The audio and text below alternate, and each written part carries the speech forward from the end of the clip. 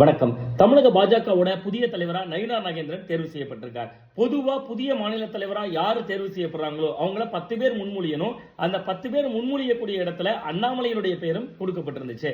அண்ணாமலையும் சேர்த்துதான் விருப்ப மனுவை நயினார் நாகேந்திரனுக்காக தாக்கல் செய்திருந்தார். அவருடைய கருத்தை பிடிச்சுதான் இவரும் தாக்கல் செய்திருந்தார். சோ அந்த வகையில ஒரு திடீர் ட்விஸ்டா அண்ணாமலையினுடைய ஆசையோடே கூட நயினார் நாகேந்திரன் மாநில தலைவர் ஆயிருக்காரு அப்படின்னு நம்ம குறிப்பிட்டலாம். அது மட்டும் இல்லாம இன்னொரு விஷயம் நோட் பண்ணீங்களா? தமிழக பாஜக 10 ஆண்டு காலம் உறுப்பினராக இருந்தவர் மட்டும்தான் தேர்தலில் போட்டியிட முடியும், விருப்ப மனு கொடுக்க முடியும் அப்படின்னு சொல்லியிருந்தாங்க. ஆனா நயினார் நாகேந்திரன் 8 ஆண்டுகள் தான் ஆகுது கட்சியில் இணைந்து.